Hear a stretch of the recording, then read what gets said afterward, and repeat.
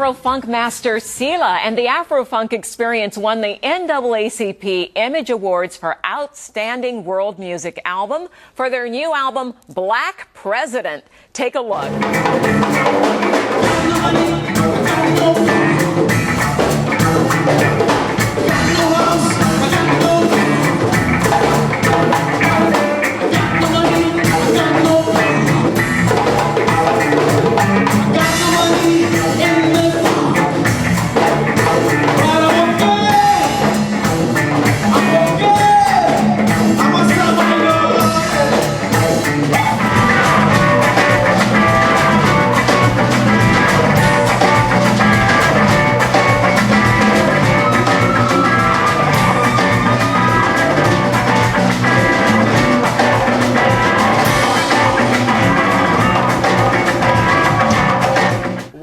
Look at this beautiful NAACP Image Award. This is gorgeous. Ooh, and it weighs a lot. Now, Master Sila, the Kenyan-born music artiste, lives in the Bay Area and continues to make music. And I love this. He raises money for Haitian earthquake survivors and African charities. We welcome him this morning. It's a pleasure to have you it's a here. Pleasure, thanks for having me. This is so impressive. How much does this thing weigh? Well, it's heavy. It's very heavy. We could use that to do a few lifts. Yes. Now, how did you get into Afro-funk? Well, it's to be honest with you, I grew up in a small village in Kenya, and one of my biggest inspiration was James Brown. James Brown. And all right. listening to James Brown, I was growing up in the village, singing, I Feel Good. in a tiny little village in Africa was such an inspiration to me. Yes. And he's been a big influence in my music. And so I grew up with James Brown music, exposed to African music. And so Afro-funk is a mixture of James Brown funk and African funk music. So that's called Afro-funk. He would love that. I'm sure he's somewhere going, woo, just hearing you say it. That is fabulous. Now, how did you get started on your journey? You came from an African village, listening to James Brown, blending African James Brown, but that's not the easiest journey for a musician. How did you break through? It's a lot of hard work. As an African artist, you're competing with, rock music, hip hop, and it takes a lot of work for an African artist to break through from everything else. I mean, when we got the award for the Image Awards for NAACP, it was such a surprise. It was like, wow, all this hard work, all these years in the Bay Area. I felt very proud to represent the Bay Area musicians who have been really struggling and working hard in this economy to make it as a musician. So yeah. I was extremely excited to get the award. And there you are receiving the awards. This is so fabulous.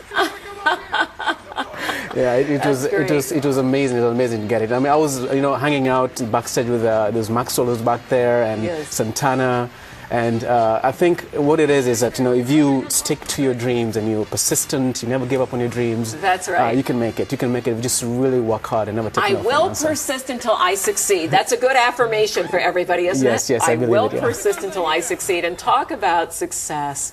That's fabulous. Now, tell us about Black President. Here you are winning the award for the album. Tell us about that album. It's very unique. It is unique because we have the photo of Obama, a painting of Obama holding Africa in his hands. And the whole idea behind that is that I wanted to give a message to Africa and America that we're hoping this time around there'll be a better relationship between Africa and the U.S. Well, particularly since his roots are in Kenya. Yeah, so in Kenya there's a big celebration and people love him in Africa. I mean, if you go to Africa, you see kids wearing, like sarongs with Obama on them, and there's so much hope and so much joy that Obama's father was from Africa, and everyone in Africa believes that Obama is African. Yes. And what it's a message is that we're just hoping that this time around, because his roots are in Africa, there'll be better trade relationships, there'll be better policies between Africa yes. and the U.S. where we can make things better for the young generation growing up in Africa. Well, I understand that message of hope for the people of Africa. We African Americans feel the same, and I think most Americans who have deplored the direction our country went under past administrations are looking for more equity, looking for more participation in government and in the various economic affairs in this country, and I know the same is true for African people. Now, tell us about your work in raising money for African charities and for the survivors in Haiti. I mean, one of the most beautiful things, I think of the probably 10 plus years I've been in the Bay Area, that happened was during the Haiti benefit we put together.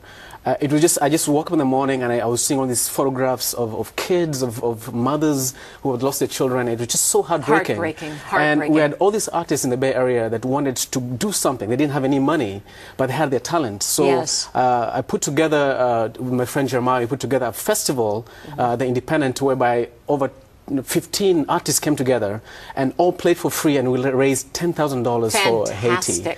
And that was the biggest joy of my career, just being able to give back to the kids and in Haiti. And so I asked myself, what is the reason why I'm here? Why do I have this talent of music? That's right. And I believe my only reason to be here is to really give back to the community. It gives me so much joy to be able to use my talent, use my skill to make the life of a little girl, in Africa, a little girl in Haiti, and anywhere in the world looking for hope, a little sunshine in their life. Giving back is the most important thing, and I'm so proud of you for winning the award and for giving back.